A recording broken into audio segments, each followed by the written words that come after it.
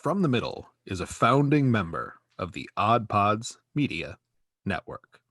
Oh, for the love. Sorry, just clearing my Mountain Dew hole. I got my phone hole cleaned today. That's where you keep it? You're so cerebral and you're so developed and evolved.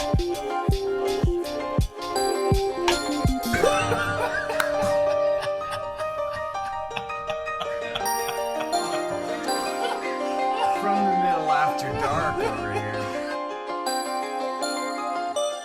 Hello, everyone, and thank you for tuning in to episode 74 of From the Middle. We are three middle-class guys living in the middle of America in the middle chapters of our lives with a point of view that's somewhere in the middle. If this is your first time entering the realm that is our show, we are a comedy and culture podcast and really just talk about all kinds of things that we like. Two of us, myself and our missing friend, if you're watching the YouTube stream, our missing friend here, Kory, is my brother, and then our good friend Kendall, and we make up the From the Middle podcast crew. And, we talk about all things fun, funny, nerdy, geeky, movies, music, sports, being dads, life in the middle of America, all things fun. So that's our little podcast show. How are you gentlemen both doing? Oh, I'm doing all right. Kendall is actually sick. He's out today. Oh, so I'm Sky. You may have seen me on the Paw Patrol. I'm the lead female actor on the Paw Patrol. It's sort of my first gig that got me going. I did some handful of commercials in my childhood that I choose not to talk about because they brought shame upon my family. Yeah, naturally. But yeah, Sky here, and we're on a roll. Here we go. Yeah. Paw Patrol. All right. I'm so glad to find out that we have a special guest in this episode. That's wonderful. Kory, how you doing? I'm good. Just kidding, guys. Oh, it is Kory. Oh, goodness. No, it's me, Kevin Smith. When we were logging in tonight, I'm like, man, I'm looking more and more like Kevin Smith. I shaved the beard down, and I feel like I look like Kevin Smith after he lost some of the weight. Some, not all. Or maybe. Yeah. It's fine. So, gentlemen, here we are, Wednesday, November 4th. Yep. This is From the Middle, your official live election results episode. So what did you guys think? You said election? You cut out right there. You said election results? Oh, I cut out. Yeah, election results. So this is the election results episode. As everybody knows, it was election day yesterday. The big news, I think, that everybody was waiting for, that the Carolinas, North and South Carolina, decided to finally bury the hatchet and combine into one peaceful, united state. So good for them. Good for them. They got tired of being known as battleground states, and they are now peaceful states. And I think a lot of folks in this country could learn a lot from that. Looking at you, Dakotas. Really proud of them for taking the lead on that. Yeah. What are you guys' thoughts on the election? Anything surprise you or went about as planned? Yeah, I mean, I just feel good about my vote, and I'm glad we were able to get our ballots dropped off at the box and counted, and wow, here we are, another day. You know what surprised me was the vote on moving all of the tourist attractions from Orlando to a place with a much better climate. Yeah, bringing them to the Midwest or to Tennessee, if you consider Tennessee Midwest or South. Yeah, and the point is, it's not Florida. So I think we're all happy to see that one. Turns out that deal is it's going to be an even trade at Disneyland, or is it Disney World, whichever one it is. It's down there. I've never been there. It's World, but it's World. fine. Keep going. And Universal Studios are moving up to Tennessee, and Dolly World is going to Orlando now. Yeah. Mm-hmm. Yeah, and with all the money they're going to save on all the kind of anti-mosquito sprays and measures that they've had to take in, they're just going to invest that into like these, what are those little warmer outdoor heaters like at restaurants for the winter months, and it'll be fine. I think it's smart. That's a good idea. Yep, I'm all for it. Yeah, I can't believe both states passed all the necessary measures to make it happen. But look at us just coming together as Americans. It's wonderful. Yeah, I am proud of this country and the way we handle elections as a society, and the way we treat one another, I think, is above reproach. Yeah, a lot of people out there can take a look at Americans and see how nice and inviting we are to people who disagree with us. Mm-hmm. Mm-hmm. Mm-hmm. And on that note, I'm frankly shocked that there has been no questioning of how the election was done, that everyone fully has accepted the result, that there is no backlash or arguing online. That's just been an unexpected treat. Everyone was like, yep, seems good to me. I trust the counting. Well done, everyone. Concede. Yep. Accept. Move forward in a positive and optimistic fashion. It's just heartwarming. Yeah. You don't expect people to grow up overnight. You certainly don't expect a whole country to grow up overnight. But we did it, America. And I'm proud of all of us. It's just another highlight of 2020, really. When you go back and look at just how much we've learned. Yep. And I mean, corporate America, everybody had their cheesy conferences in late 2019 titled Vision 2020, and I feel like we've all knocked them out of the park. So good job, America. What else is going on, guys? We got a comment following up on our fast pipe food bomb. Oh, we just undid everything we spent the last 5 minutes doing. We got they figured it out, though? Do you think? I don't know. Do you think they're on to us? We're a bunch of idiots who don't know what we're talking about, and just, they've known that 73 episodes. I don't know. I don't think they have a clue. Okay. We got a comment on the Facebook from the middle for the middlers, excitedly waiting to hear our fast food orders. Did you guys actually put yours together yet? So I haven't actually eaten it yet, but I know what I want to do. Yeah, no. This is theoretical. Yeah. So we got to do this. So this is the carryover segment talking about the Tracy McGrady, who's the person that has a McDonald's. What's Cornelius Buckets. Yeah. There's been so many of them. Travis Scott, I think, was like the most popular one, but there's been others. Like if you go into DoorDash right now and check McDonald's, they will probably have some celebrity's name tied to a special. Okay. So you introduced us to the Travis Scott thing. Yeah. Which is a way for corporations to use celebrities to try to solicit more sales by tying consumers' emotions to a combo. So this celebrity, quote, loves this meal at our restaurant. You should come order this restaurant because you like the celebrity. Right. Okay. So we had to put together our own for our future celebrity status to make sure that they know what we want our order to be. And I think the ground rules, correct me if I'm wrong, it had to be Burger King, McDonald's, or Wendy's, or Taco Bell as an outlier. Is that right? Yeah. Okay. Kory, did you make your meal? Yes, I remember you wanted me to do that. Kendall, you said you had yours ready. Go ahead, buddy. So this is where mine takes a turn, because I think that I haven't heard, I'm sure I'm not the only one, but I don't think I've heard anybody use a breakfast item taking advantage of the fact that McDonald's has all day breakfast now. That's what I was gonna do. That's what I'm seriously, sorry, man. for real. For reals. I did put thought into it, and that's what I was gonna do.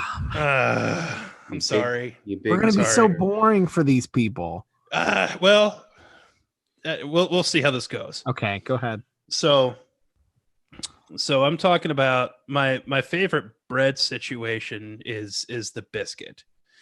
And so I would get what you need to order is a sausage, or not a sausage, a bacon, egg, and cheese biscuit. And then you need to get the buttermilk chicken sandwich. And it's real simple. You basically just combine the two. You get rid of the bun that the chicken comes on. And you have kind of like a chicken cordon bleu-ish kind of situation with egg. So you have to ask them to do the fresh cracked egg, to do the egg McMuffin egg on the bacon and egg biscuit. So you've got your buttermilk chicken thing, which is so much better than the McChicken chicken patty. You've got your egg, you've got your cheese, you've got your bacon. And then choice of sauce for me is just going to be regular old mayonnaise. So I would actually scrape the mayonnaise off of the bun from the buttermilk chicken and put it on there. And then I would go with hash browns over fries. And a Diet Coke. That's it. It's mine. I don't have I would say I don't have a name for it, but I do. It's the Kindle meal. Or the Sky meal. I'm sorry. The Sky meal.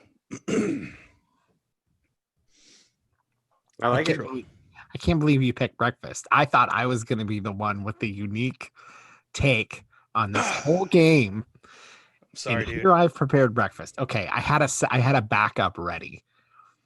I want to hear both, man. I'm going to start with the backup now, Okay. because I'm not going to do 2 breakfasts in a row. I'm not going to look like an idiot. Okay. I don't want to be the idiot here. So now I'm going to jump over to Wendy's. I was going to do McDonald's breakfast. We're jumping over to Wendy's. We got to do the triple, but you need to add Dave's bacon. triple, like the big one. Yeah. Okay. You need to add bacon, ketchup, mustard, mayo, lettuce, and pickle. All the condiments. Go ahead. Yep. Yeah, because it doesn't come with all of them. You got to put all of them on there. Oh, But really? I thought it came with all that. No. Well, it certainly doesn't come with mustard, and I don't want tomato or onion, Okay. or I send it back. No, it's got to have ketchup, mustard, mayo, lettuce, and pickle, and bacon. And then you got to get the large fry with a Frosty to dip the fries in, okay? Mm-hmm. And then you have to get a mellow yellow zero with cherry, because they've got the fancy Coke machine. The freestyle, yeah. The freestyle. It's a mellow yellow zero with cherry, because if you miss Mountain Dew Code Red like I do, it's the closest thing you can get to Code Red that's not Code Red. And it's delightful. And so that would be the Dylan at Wendy's. But now I was trying to not pick Taco Bell because everyone thought I would pick Taco Bell. And by everyone, I mean my dad and one other person that listens to this.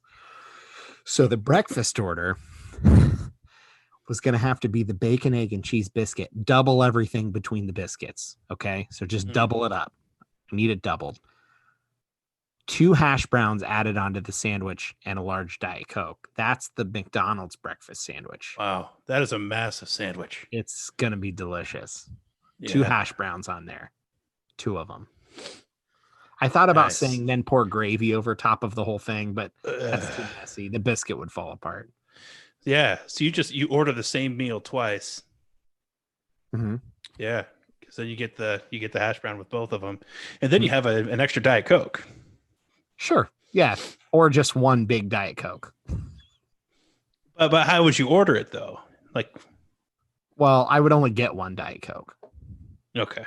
They're making the combo up after me. So once I tell them what I want in the combo, oh, you're exactly right. Then it's just going to exist that way, right? So and I don't have to order it different after they know what the combo is. So that's the combo. And it's going to be super gross and delicious. See, I feel like yours is very much a breakfast thing. With mine, I was thinking mine was a lunch thing that utilizes breakfast items. Okay. That's the way in my head it worked. Fine. That's how we're making this all up. Totally different. Yeah. Okay, Kory, on the spot. So mine's a brunch menu item at McDonald's. So it's going to somehow span the late breakfast or early lunch. Okay. Or it's also a fourth meal item. It is basically a double cheeseburger, but you put egg and hash browns on it and bacon. And then because you already have fries, because the hash browns are on the sandwich, I'm going to basically figure out a way. I don't know how to order this yet, but basically you're going to mix the contents of a frozen coffee or iced coffee or cappuccino into a shake that goes with the sandwich. Oh, yeah. Because you didn't say Arby's, and the Jamocha shake is one of my favorite food items. Sometimes mispronounced as the Jamaican shake, because I did work at Arby's in high school. And if you listen to our last episode, you'll understand the callback there, the Jamaican shake. Yeah. So yeah, man. Because I hope they listen to the last episode. Otherwise, this whole segment is going to make no sense. So a double cheeseburger, add egg, hash brown, and bacon. For a condiment, I think you could probably put that sauce that they used to have the sausage, egg, and cheese bagel, and they would put a little breakfast sauce on there. They don't have bagels anymore at McDonald's because of COVID ruining everything. And then you get hollandaise sauce. Yeah. I miss it too, man. Yeah. And then you get sort of some coffee milkshake on the side. All right. Good. Yep. There it is. There you go. We did it. So that covers the segment from last week. Happy Halloween and Merry Christmas, everyone. That's why we had masks on at the beginning of the episode. I guess we never said why we did that. We're starting our Christmas celebrations. I did for sure. With Halloween, the way everybody should do it. Right. Yes, we've talked about this before, and I think 2020 just warranted some Christmas cheer even earlier at our household than we normally would have it. And so I actually don't think I quite made it to November 1st. I think last Friday, which would have been the 30th? Halloween's on the 31st. I don't remember. Last Friday, I think an instrumental Christmas playlist started playing in my office while I was working. So all right, I was there. Just let it happen, dude. It just washed over me and brought me joy. There you go. That's what it's all about. Just let it wash over you like a hollandaise sauce. Like a hollandaise sauce. We so in our house, I would decorate as early as I'm allowed to. Generally speaking, Thanksgiving weekend is the weekend that I go full bore and decorate the house, with the exception of the Christmas village, which my wife allows me to put that up after Halloween because of how much work is involved in putting it all together and everything. For this year, 2020, it was still up when COVID was becoming a thing. And we were like, well, ain't nobody coming to our house anyway. So it's actually been up all year. And so that's been up the whole time. And I've just been, I've been looking at it more often recently is all. And that's a gift that keeps on giving, Clark. It is. When it's September and my wife and I are fighting because I was whistling Christmas tunes, I just tell her, honey, go to the living room and look up, and you know what you'll see? Christmas decorations. All right, it's Christmas in this house. Did we talk about this before? You should just have a tree up year round that you decorate for each season. I have tried to throw that her way, and it just keeps coming back at me. So we'll see. I'll try again next year. Literally, so we've been doing all this work in our basement, and we had all of the trees out of our basement because it was getting remodeled, and literally just within the past couple of weeks, like, took them back down into the basement, and I was like, well, that's a waste of time, right? Let's just set them up now. Just do it now. You have your summer Christmas tree, your spring Christmas tree, your fall Christmas tree. Mm-hmm. And the same thing with the Christmas lights outside. They wouldn't change except for what I call them. Those are the 4th of July lights. Right. Yeah. Mm-hmm. So yeah, Merry Christmas, everybody. Christmas music has started in our house. I'm I'm prepared for the cold winter months because, Dylan, you already know this. My wife surprised me with my very own Ember mug. Yeah. Or do you not say mug? I got an Ember. I think you need to say mug because not everyone's looking at YouTube and knows that you're showing it So off. Dylan, tell them what I just got because I don't know how to work it yet. The Ember mug is delightful. We are not sponsored by them. No, but we should be. We will be. Free advertisement. After this episode. The Ember mug is delightful. It is a ceramic coffee mug. And inside the bottom is a heating coil, a battery, and the electronics that sync via Bluetooth to an app where you have all kinds of control around how to manage your hot drinks that you put in it. It doesn't do cold drinks. It doesn't chill them. It only does hot drinks. And the mug also comes with a small round disc that has a power cable that's the charging cradle for the coffee mug to keep the battery charged. Now, the app will let you do presets. So let's say you drink different types of hot teas and coffees and chais. You can have different presets for different types of drinks. You can even have different presets for maybe your standard black coffee. Maybe sometimes you have coffee that has more cream and sugar. You can put that into the preset so it knows how to warm it based on different chemical makeup of the drink. And you can sync it to the health app if you want it to track your caffeine intake based on the type of drinks that you're drinking, so that the health app can show that information as well. Super fun, really expensive. Wouldn't buy it for myself without having used it before. Now that I have it, I really like it. So it's a great gift idea for somebody if you're unsure. Not as good of a gift idea as products from Artius Man, but a very good gift idea if you're unsure of what somebody wants. So I got mine because my company has a desk budget and I used some of my desk budget to purchase it. And so you have the nicer 10-ounce mug, which is larger than mine, and I'm a little jelly because we don't need to. We decided at the very beginning of this podcast that we're not going to compare sizes. Okay, well, look, yours might or might not be bigger than mine, and I'm a little jelly that it'll hold more coffee than mine. So that's the Ember mug, folks. If you weren't sure, look it up. There's some different colors, and they're super nice. So I liked that in the app, you can change the color setting that you want the light to be when you're drinking out of it. Yeah. On a like rotating scale of different colors. You pick blue. Then I think the default temp is like 135 out of the box. And I'm excited to use it tomorrow. I got it all set up today and synced to my phone. So wow. So this is a step up from the like fire hazard heated coasters that came out in the 90s. Yeah. We're not talking about that.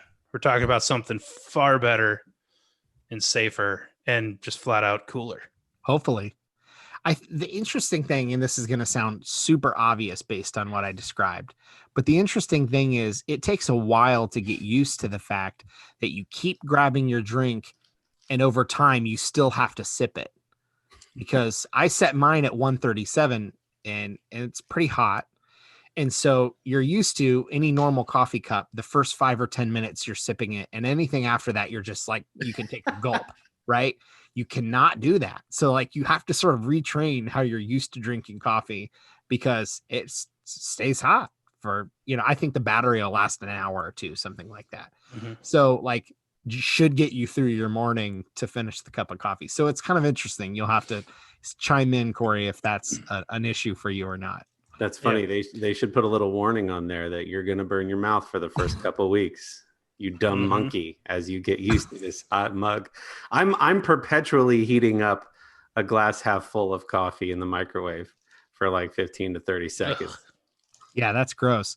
So put the charger. What I would tell people is put the charging cradle where you generally sit your cup of coffee down, so it's always kind of There it charging. is. It's right here. And then if you need to move around, use the battery for however long you need to move. But I wouldn't put the charger by the coffee pot. I would put the charger where you generally set your cup down.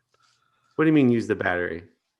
Well, it's got a battery in it. So if you pull it off the charger, and let's say the charger's nowhere near where you work, after an hour or two, the battery's going to die, and then it's not going to keep it hot anymore. Oh, yeah. You got to go to the can for 30 minutes. Yeah. But you want to take your fresh hot coffee with you. Right. That's fine. You don't need to bring the charger with you if it's been on the charger while you were sitting there at your desk. You go to the water cooler and talk and shop with your wife because it's COVID and we're all at home. Fine. Go do that for 45 minutes to an hour and a half of your workday. Not a big deal. And then go back and set it on the charger. Yeah. Starting to sound like a commercial. So go to embermug.org. And when you go to check out, let's say where you heard from us, you click other. And I think they give us money. That'll be all. They have to. There won't. Yeah. And so for any of you out there who are working for Ember Corporation Inc., LLC, the reason why you're running out of stock now is because we mentioned you on this podcast, and now everybody's rushing to your website. All of those other references that you're getting, it's us. So all us. Yeah, and that's definitely the case now based on what Dylan told us before we started recording. Some exciting news, right? Because of our friends in the Odd Pods Media Network, we were on a pretty sweet episode of one of our friends' podcasts, right? Yeah. So I don't know if we've run the ad yet. We might have to, if we haven't run Infectious Groove, we might have to. We have. Okay, good. That was like last week or 2 weeks ago. If you've listened to our show, the last couple episodes, you've heard an ad for the Infectious Groove podcast. A very, very cool podcast. But they had on a guest for their most recent episode, Taj Jackson, relative, I believe, nephew of Michael Jackson, a music star. And super great episode. They threw our ad on there, and it was really cool. And then Taj Jackson retweeted the tweet with the Infectious Groove episode announcement with our podcast tagged on there because, our ad was on there and the Odd Pods network was tagged on there. So really cool. So Taj Jackson's whole 165,000 followers will hopefully see the tweet about the awesome Infectious Groove episode. Definitely go check it out. Super interesting. And see our name on there on that little tweet that went out. So loving it. Ba-da-ba-ba-ba. All right. Well, we're kind of a big deal. So we missed talking about Halloween last week. And Big Ten football, by the way. Right. Hey, thanks for taking the segue. Which is why we had masks on, missing the Halloween thing. Right. And we missed talking about the debut, I believe that's how it's pronounced, the debut of Big Ten college football. So you guys go ahead. This is always a weird thing because we're not a sports podcast, but we do enjoy talking about sports. And I don't feel like I'm generally going to have anything more original to say than people who spend 24 hours a day writing up thoughts for ESPN news. What do we think? However, the football season felt very weird when the Big Ten wasn't playing. And obviously that's our bias because that's the part of the country that we're in. But it still feels weird because the Pac-12 hasn't started playing yet. And they play, as of when this episode drops, they're days away from starting Pac-12 football. And all is going to start to feel right in the world again. And it feels really shallow to say, I think America needed football with COVID. And we've had a couple weeks of Big Ten football. Some really interesting shakeups and losses and things have already happened. It feels like with such a shortened season, nobody's quite prepared for games and everybody is, and it's kind of chaotic and it's kind of fun.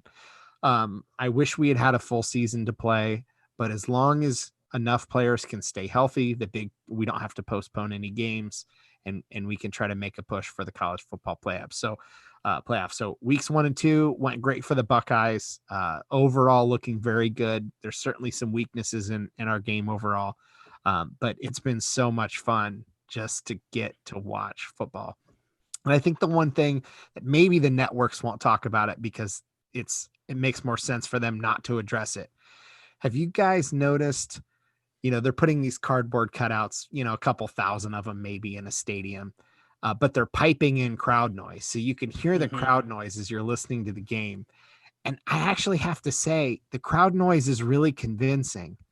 And it's only when they pan across the seats that it's kind of jarring, but I'm kind of sold until they do that. Yeah. And I'm surprised that it's working so well and it feels so normal as long as they don't pan across empty stadiums. Sure. I don't like the fake crowd noise thing because every time I hear it, like it reminds me that there's nobody there. So for me, it's like, it's not just background noise that fills in. It's like, no, I hear it. I notice it. I'm like, it's fake. I don't like it. All right. I want to talk about that, but let's do a quick ad drop by one of our network friends and we'll be right back. Yeah. Hey there, we're BFYTW Podcast. I'm Pantsless Aaron, I'm the host, and we are three silly people playing very silly games for fakey points that don't count for anything. Our permanent team captains are a veteran and a podcaster, and a veteran podcaster, it's Stevie. Hey guys, it's Midnight Smoke here. I love being funny, goofy, and I'm here for your entertainment. And his permanent opponent, my oldest friend and a gamer and a storyteller, it's Jorge. Hey guys, Jorge here, HH_Empire, and I am the logical voice to this maelstrom of chaos sometimes. Well, if you like silly people playing silly games, then you want to come hang out with us at BFYTW Podcast every week. That's BFYTWpodcast.com. All right. So, Kendall, to be clear, the crowd noise reminds you of our current situation. It doesn't help immerse you. Right. That's Exactly. interesting. Corey, you feel the same way? Yeah, I didn't even know that that this was happening in sports until I think I noticed it on the NBA playoffs. I was like, are they piping in crowd noise? And Sherry, who watches a lot more sports than I do, goes, yeah, they've been doing it for a long time. I'm like, that's weird. It feels gross. Well, the thing I didn't know is it, and probably still don't 100%, is it piped into the stadium and into the broadcast, or are we hearing it pumped into the stadium and the mics are picking it up, or is it also laid over top of the broadcast? So in like CBS or ABC or ESPN. So at the Ohio State Penn State game this past weekend, it was actually piped into the stadium. And then are they also laying it into the audio for the broadcast so that it sounds richer? I mean, they have to be picking it up somehow other than just ambient from the stadium. So probably both. But like the playoffs, I don't think they were playing it into the arena. I think that was just coming through the broadcast. And then somebody brought up that they're probably doing it to cover up a lot of the swearing that's taking place, especially for the indoor sports with the little tighter quarters. And you've got those sound guys right next to the players' benches and stuff, that it's probably less about making us, the viewer, or even the players feel like they're in their normal circumstance, but just we can't have F-bombs and little kids hearing it. I don't like it as a tactic or a strategy that for the home field, you get to make it really loud. And they said it's still like 70 or 80 decibels. Yeah. Like it feels like you can use that to your advantage. Well, you could, but they were actually saying, like, the talk around that has been that, like, home field advantage doesn't mean as much anymore because of that. Because typically what you want to do if you go to a game is when your team is on defense, you want to be as loud as you can. Because you want the offensive line to not be able to hear signals, and you want the quarterback to not be able to call audibles and that kind of thing. And so that's because I had been hearing so much talk about how being an away team is not nearly as much of a disadvantage now as it is in most years, my assumption was that if they're piping it into the stadium, it's not nearly as loud as it otherwise would be. Yeah, I keep hearing 70 decibels is the limit, at least for the Big Ten, that you're allowed to use. And during the Ohio State-Penn State game, they said the whiteout crowd would typically be around 110 decibels as far as ambiance, game day noise, whatever. Equal to that of, do you remember the trivia question? No. Holly Rowe answered it from the sidelines. Pipe bomb? No, a jet engine. Yeah, there you go. No, I didn't remember that. Yeah. But fun fact, I don't think 70 decibels is as loud as most people think it is, especially when those guys are used to going into very loud environments. And frankly, college parties with stereos turned up way too loud. Right. Interesting. Kendall, any other college football observations? Kory won't have any. No, not really. I don't want to talk about it. It's just too weird. Well, just too weird. Is that what you're saying? Is that why you don't want to talk about it? Or yeah, just that's why I don't want to talk about it. Oh, it's not because Michigan. Got it. Okay. Right. Yeah, no, it's fine. Can we talk about Harbaugh though? Is that okay? Or will that still be upsetting? Oh, I don't care. No, I'm feigning being upset because that's what people expect of me. You should actually be upset, but you should also feign it because we expect it, and I want to laugh at you. But anyway, okay, cool. Did you see? I think it was the first game for Michigan that Harbaugh, so the boom mic that comes off the headset, Harbaugh had that under his mask, so he looked like a bounty hunter because he had this whole funnel that went out. It seemed like this is going to be an exaggeration. It seemed like it was coming out 2 feet from his face, like the clock. Yeah. And then you see that little edge of his mouth, working a mile a minute because he's still yelling into the boom mic. And he's got this just ridiculous looking. He's looked like some kind of weird Star Wars bounty hunter mask or something. He is not known as a guy who cares about such things. No. I just thought, of course, he would be, of all the coaches that we trying and fumbling with masks, he would be the one that would just jam the boom mic into it and go, I don't care. Although the king of pleated khakis from Walmart is switching it up this year, and he was wearing like fitted navy blue chinos. All right, and boots instead of cleats. He always wears cleats. He was wearing boots. Yeah, well, it's like anybody else who's looking for a job. You want to make sure that potential future employers know that you dress for success. So that's good. So the Harbaugh mask thing, Sherry pointed that out during the Michigan State game, and I said I think his was custom made with extra fabric because if you watched, and we watched a ton of games on Saturday, the guys that have the regular mask, their mic is going out and around it, and they're having to put their hand on the opposite side of the mask to get some of the noise to go into the headset. So I think his was a specially made mask that allows it to tuck in between his mouth and the mask. And so it looked like a duck bill or something. All I can do is roll my eyes and say, of course he would have a custom mask made. Of course he would. And look, if Nick Saban had that on or Dabo Swinney, I'd make fun of them too, right? It's not because it's just Harbaugh. No, I get it. But he's a weird dude. But he's a weird dude. And he's one of my favorite coaches at Michigan. Is that all on college football? Well, it can be. Yeah. I look, what the Pac-12 is coming back. I'll end on, at least for me, I'm excited for the Pac-12 to come back too. I hope enough teams can play enough games that the playoff doesn't feel illegitimate. I hope that enough teams can play enough games of the quality teams that it feels like, we really did. We pretty much got the best 4 teams. That's all I want at the end of the season. I know some schools are going to miss some games. I just don't want it to feel like, wow, Wisconsin really should have been in, because Ohio State lost at the end. I don't want any of that. I just want it to feel legitimate enough that we made the best of a bad situation and it still kind of worked out. Yeah.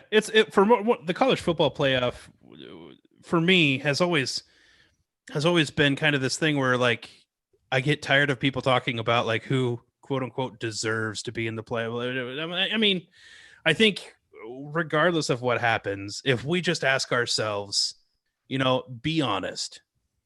Could you probably come up with a pretty solid, these are the 4 best teams I think we have this year, regardless of where they played or who lost to who, and then they beat whoever, regardless of playing those games, just say, okay, well, obviously these are the 4 best teams, regardless of who quote unquote deserves to be in it. And for me, that's what the college playoff should be. These are the 4 best teams. And I think that, yes, we'll be able to answer that question. Yeah. Good. Well, speaking of weird bounty hunter masks,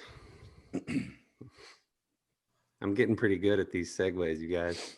Mm-hmm. I don't want to brag, but haven't fallen off once. Man, that was hotter than a bacon, egg, and cheese biscuit. I tell you what. Mm-hmm. Pretty exciting premiere this past week of one of our favorite shows. And where else are you going to get the broad swath of subject matter from college football directly into the Mandalorian, folks? You're welcome. Kendall, I don't know if you watched it. Not yet, no. Let's give a spoiler-free review, and then we have to get into a spoiler-free review because there are interesting things to discuss here. Go ahead. So, for those of you who don't know, one of our favorite shows here on From the Middle is The Mandalorian. It had its last season last year, obviously. Last season was the first season of the show.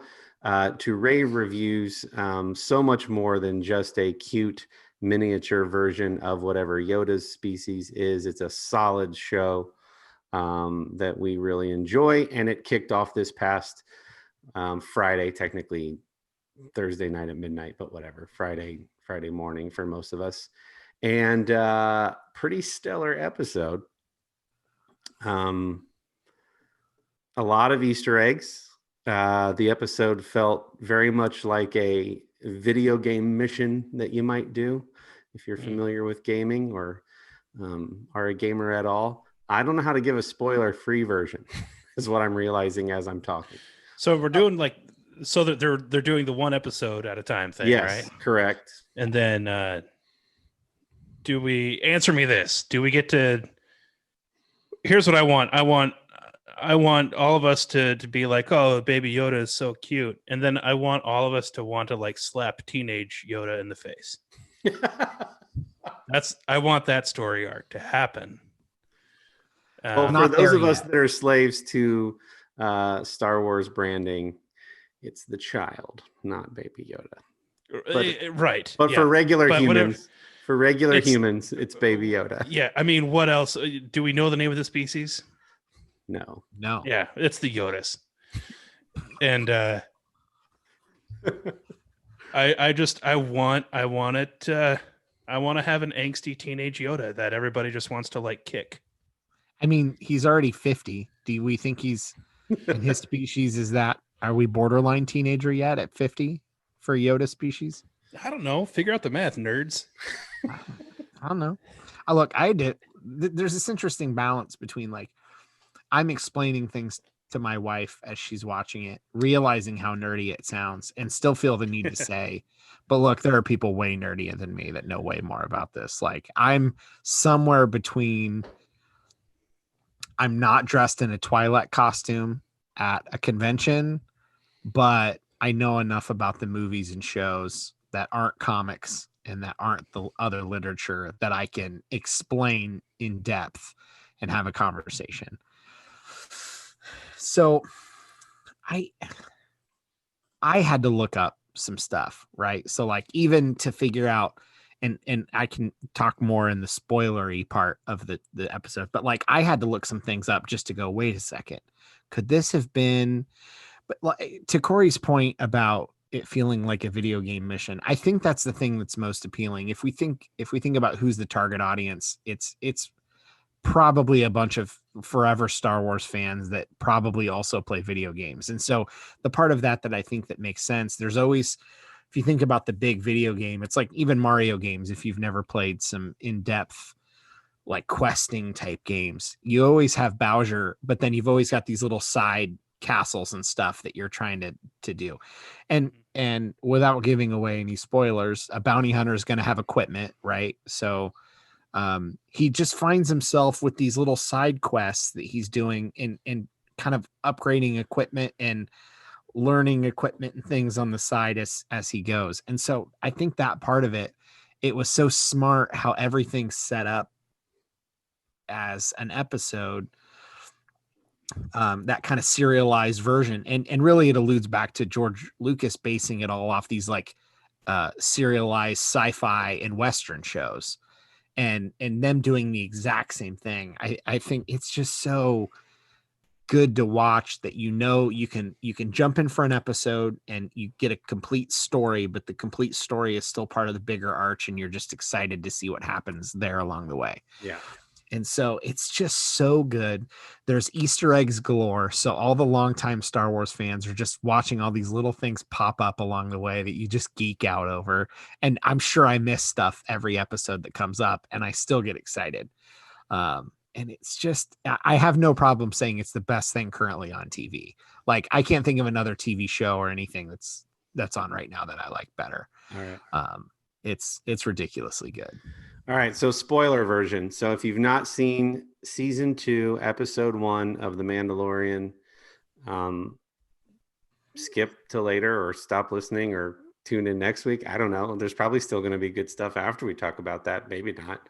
Anyways, so after Din Djarin, or the Mandalorian, goes on his mission for this episode, which involves helping some Tusken Raiders take out a crate dragon. He's kind of walking off in the distance when, and I'm going to share my screen because as some of you know, my Columbus College of Art and Design buddy, Brian Mattias, is a concept artist over at Lucasfilm. And this is his concept art for this episode of the show, which inspired the last scene. And so this random mysterious, can you guys see? Yeah. So this mysterious figure is watching the Mandalorian from a hillside. Literally somewhere. right off into the sunset. Yeah, right off into the sunset. And when he turns around, it reveals the face of someone that I thought looked pretty familiar, but I wasn't sure. I kind of went, is that?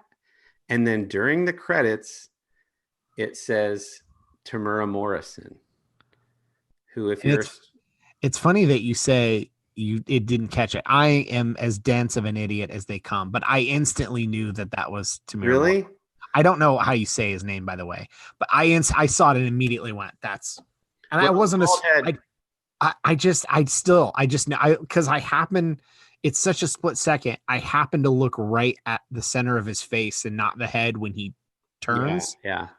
And I looked him dead in the eyes and just knew it. Yeah. And I was super excited. Go ahead. Continue. I thought it was, but it was confirmed when then his name was during the credits. So Tamura Morrison played in the prequel trilogy Jango Fett. And the clones, all of the clones in the Clone Army are based off of Jango Fett. So he played all of the clones as well.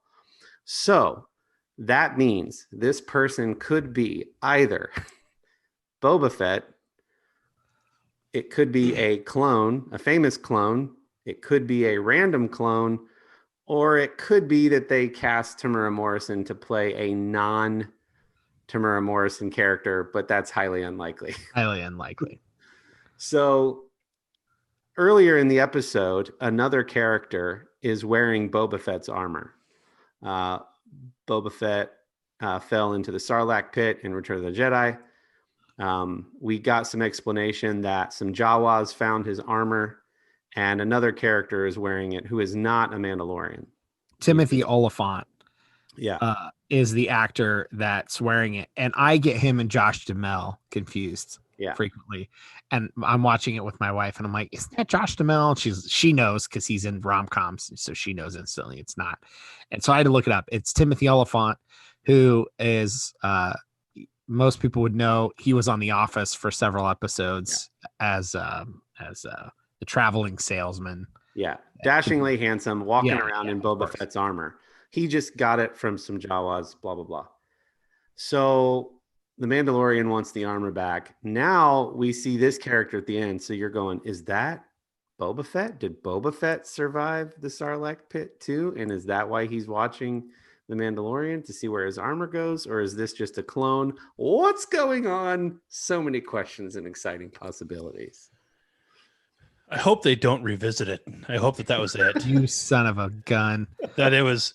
They just said, is he this? Is he that? Is he none of those things and just some other made up character? And my hope is that none of the above. They would just it had nothing to do. They completely write it out and you're just the worst. Just move on. I still want to watch it, but like I want to be. That would entertain me. Like that would entertain me. I want Boba Fett that's the to be alive. In you. Yes, it is. I want Boba Fett to be alive in this series. I don't, however, think that that's how they would reveal Boba Fett. It makes more sense that it's a clone or Rex, possibly, which would tie to some other things that I don't know about because I didn't finish Rebels. I didn't finish the Clone Wars or Rebels, but I just don't feel like that's how they would show you Boba Fett coming back. So one of our good friends, Jerry, big Star Wars geek as well, he said, is that whose feet we saw in season 1 with no explanation? Do you remember we got kind of the back view of some? Yeah, you're talking about when the other bounty hunter played by, I'm blanking on her name. Yeah. Played by, she was in Agents of S.H.I.E.L.D. She was the voice of Mulan. Oh, man. Anyways. Yeah. It could be. That would make sense because that was all happening on the same planet at the same time. I see. I would counter your point about it not being, why would they use this to introduce Boba Fett? The most obvious explanation is it's an episode basically about Boba Fett's armor, and Mando is looking for another Mandalorian, and it would make the most sense that it's Boba Fett. And if it's not, where else can Star Wars as a whole bring Boba Fett back? Like, how long would we have to wait for another Star Wars movie or show where it would make sense to bring back Boba Fett as a character? That's not a prequel. That's not just something that happened between, episode 2 when we see Jango Fett murdered and Boba Fett, live. And then I just think it makes the most sense that there were rumors for years that Star Wars was going to make a standalone Boba Fett movie. And I think this just kind of makes sense with the popularity of Mandalorian as the best way to bring back Boba Fett. Now, if it's a clone, I'm going to still be super excited and watch because it would make sense with some of the other rumors. I just don't know how much longer we would have had to have waited to see it. Another Star Wars. Yeah, meeting. But like episode 1 of season 2 and the episode, you're kind of going, is that Boba Fett's armor? And then you see the dent in the helmet and you go, oh, that's definitely Boba Fett's armor. It's Boba Fett's armor. Yeah. Yeah. I'm excited however they move it forward. But if they tease that make everyone think that it's Boba Fett, it pretty much either has to be Boba Fett or one of the fan favorite clones. Otherwise, I think people will be ticked. So I think it has to be one of those two. And we'll see. We'll just keep watching. I hope it's Boba Fett. The now considered Legends, which, there's been a bunch of Star Wars extended universe novels and things like that. Long ago, not long ago, early 90s, Boba Fett came back from the dead after we saw him die in Return of the Jedi. The Disney canon universe has not established that Boba Fett survived the Sarlacc pit, and I think that's what they're doing. I think they're bringing him back as a kind of bit of fan service, so we can see him interact with other heroes on screen. The way it's so exciting. Look, you're a huge Boba Fett fan. I'm just a huge fan of quality Star Wars, so I mostly don't care what happens, but I know you really want to see Boba Fett come back, so it's exciting either way. Sorry to all of those who aren't Star Wars geeks or who hate it when we talk Star Wars, but with that premiere, you had to go there at least a little bit. Yeah, it was a really cool episode. I think some of the So the R5 unit that they showed, one of the Easter eggs belonging to Luke, was awesome. I think them kind of humanizing the Jawas, they've done that well in the whole show, and the same with the Tusken Raiders. I think they humanize them a bit. They're not just I can't think of the right word. They're not just monsters, that live out in the desert. I think that was really cool. I saw another tidbit. You see the Mandalorian interacting with the Tusken Raiders using different types of sign language. As they were working through this idea behind the scenes, somebody realized that the show didn't have anyone that was an expert in sign language, so they recommended they bring in an ASL expert. And an ASL expert actually created new signs that wouldn't be the same as ASL signs, just so they could kind of have their own unique language. But it was a cool sense of looking around the room and realizing, hey, we've got these characters interacting with sign language. We need an expert in here who can actually come in and create something kind of unique for the show. And so I thought that was kind of cool, as not only a way for Mandalorian to interact and see the Tusken Raiders be a little more normal, but it gets back to some of what I missed. And we've talked about this. We did a whole Star Wars episode at the end of 2019 where we talked a bunch around the Rise of Skywalker about all things Star Wars. But a lot of the stuff that we're seeing unfold in The Mandalorian is the world building that I missed from the prequel films, and more things happening and expanding. I mean, with how good the episode was, they could do a whole series based on Timothy Oliphant in that little most whatever city. And that episode, they could do a whole mini series, and I would be interested to see him interact with the people in the village and the people on Tatooine. And so it's just so good to watch and see some of these little interactions and world building and Easter eggs. And didn't they bring out the little ice pack cooler thing again that they did? Wasn't somebody carrying one of those? Yeah. We binged the whole first season like the 3 or 4 days before the new episode came out. So I watched a lot of Mandalorian in a short amount of time. But yeah, like having the Tusken Raiders harvest the pearl from the crate dragon and hold it up, and like, unless you knew that or played Star Wars Galaxies or read some of the deep canon stuff, you'd be like, what is he doing? It's just fun that they throw in the little Tusken Raider dog things that Anakin saw in episode 2 when he went to go avenge his mom, or episode 3 or whatever, and he sees those kind of dog things like circling the Tusken Raider camps. It was like all these little nods that have been so nice. And honestly, Mandalorian, there's on Disney Plus where the show is featured. There's it's called, I think, Disney Gallery or the Gallery, The Mandalorian. If you like a lot of those little behind the scenes Easter egg type things, go watch that, because they talk about, as a perfect example in season 2, that little troop transport that rolls up in front of the cantina and all the stormtroopers get out.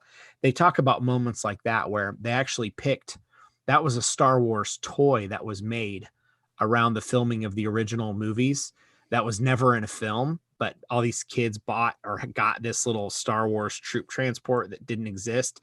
They literally based that vehicle on the toy to make it canon and make it exist in the universe. Like, they talk about all these little things that they found that they're like, we want to bring up all these little things that never existed before, or kind of existed or swirled around the universe, and legitimize them and bring them into the universe. It's so good to see how much thought they put into the little things that they do in the show. It's really cool. Still with us, Kendall? I'm here. Yes. Sorry, dude. Howdy. We're geeking out over here. Those are all my thoughts. I'm excited to see where the show goes the rest of the season. Me too. Once Kendall starts watching it. No, I'll start watching it. I'll start watching it real soon. The first episode. Nah, it doesn't bother me. I'll be okay. No, I like Star Wars. Like I said, it's still my favorite movie franchise. But still at a completely different level. Entirely different level. Yeah. But that's cool. It's all right. I mean, I've got my own hobbies. I made a killer chicken noodle soup 2 days ago for lunch for my kids, so that was fun. Nice. Did that instead of, wasted my time in front of a TV. I provided sustenance for my children. How do you do your noodles? How do I do my noodles? Yeah. Like, do you make your own noodles? No, I did not make my own noodles. I bought a package of egg noodles. So Look, anyways, we can all open up a can of Campbell's. All right. Okay. That's not what I did. It's not what I did. Well, if you didn't make your own noodles, you might as well have. So, I can go to the grocery store too, Kendall. Hello, Bob Evans carry out. No, but seriously, I would send You the think recipe. Bob Evans makes their own noodles? No, I don't. Send the recipe though. I like good chicken and noodles. I love me some chicken noodle. That's very middle of America. It is very middle of America. It's very middle. I mean, chicken noodle soup, seriously, it's not. I mean, I feel like a lot of people who don't cook a whole lot are intimidated by something like that. And it's one of those things where it's like it's really it's dumb. That's how easy it is. Like you don't need to know anything. You don't need a recipe. You just need to know what's basically in chicken noodle soup and go for texture, man. That's all. So do you want like deep dive Star Wars level details as to how I make chicken noodle soup? Let's share the recipe. Is that interesting? On the From the Middle for the Middlers page. I don't have a recipe. That's the thing. Okay, well, yes. Do it now, please. Do it now? Yep. Okay, so I chop up what Emeril Lagasse calls the Holy Trinity, which is onions, carrots, and celery. And you cook those things in the bottom of a pot. And then when those things are nice and soft, you pour in a bunch of before you pour in the chicken broth is when you want to add your seasoning. So you've got your salt, your pepper, your garlic, fresh garlic. I put some rosemary and thyme in there as well. And then let that stuff get nice and toasty and fragrant. And I poured in 2 boxes of chicken broth, brought that up to a boil, dropped a couple of chicken breasts in there, which were, I mean, you might want to go with 3 or 4. I had relatively large chicken breasts. They were at least C's. And then you said we weren't talking size this evening. Sorry. So anyway, you cook the chicken on a simmer until the chicken comes up to temperature. Remove the chicken, put the noodles in, cook the noodles.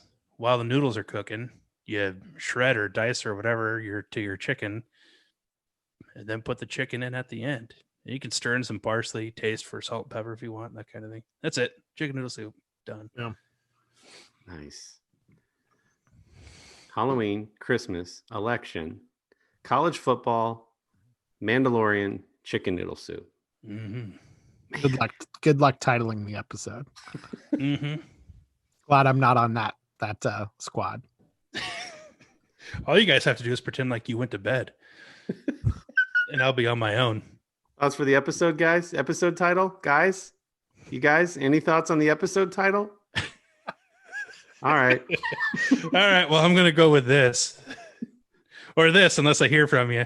That's the other thing for me. It's like, I need affirmation. Like, even if it's just like, I don't care, go ahead, do whatever. It's like, I needed to hear that. Because otherwise I feel weird.